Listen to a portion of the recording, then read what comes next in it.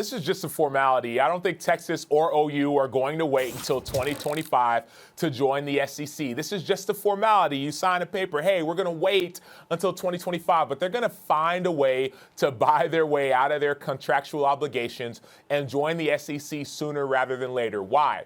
There are TV deals that are coming up. There's a lot of money in TV. So the sooner that Texas and OU can get into the SEC, the bigger the pie will be. You're looking at Bijan Robinson, who's probably going to be a Heisman favorite already. You're looking at other games that Texas has played, right? Texas needs to get to the SEC for more money and also for better recruiting. A lot of the top recruits are leaving the state of Texas, going to LSU and going to Alabama, really going to all over the SEC. But now if you put Texas and Oklahoma in the SEC, now all of a sudden you can tell recruits they don't have to go anywhere. They can play the best and they can stay at home. Texas or OU will not wait until 2025 to join the SEC.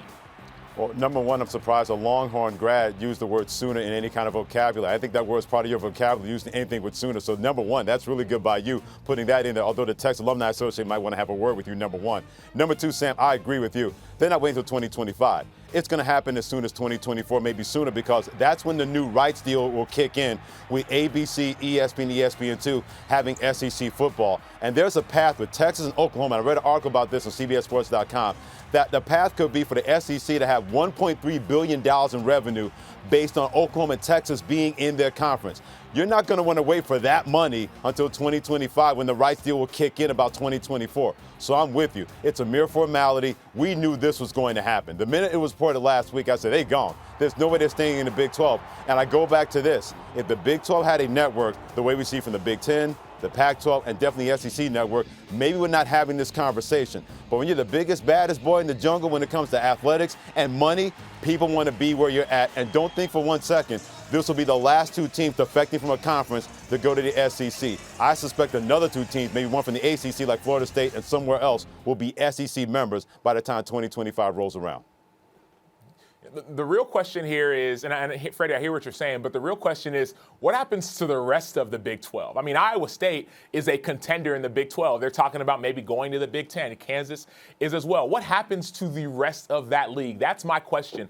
I'm a Texas alum. I went to the University of Texas. As an alum, I'm saying, okay, this is good for us. But what about the rest of the league, the rest of the conference? Oklahoma State is extremely upset with Oklahoma for breaking their brotherly bond and leaving. You see Baylor's upset, TCU's upset. What happens to the rest of the Big 12? And I think over the next few days, weeks, and months, we're going to see so much happen, such a shakeup, not just in the SEC, but also in many different conferences throughout college football. Well, in my opinion, Sam, I think the Big 12 is going to go the way to the dinosaur in the Southwest Conference. I don't think the Big 12 is going to be a conference for the next 7 to 8 years because, to your point, if you're Iowa State, why would you not go to the Big 10? You already play Iowa anyway. Now they get a chance to be the conference rival.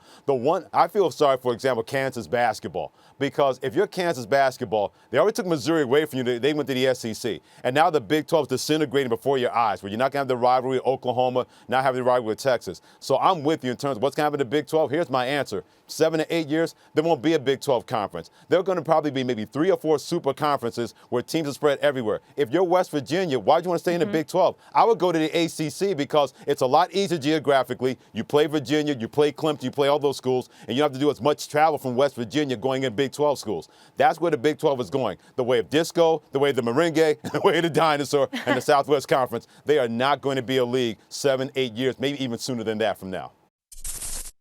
Thanks for watching ESPN on YouTube. For live streaming sports and premium content, subscribe to ESPN+.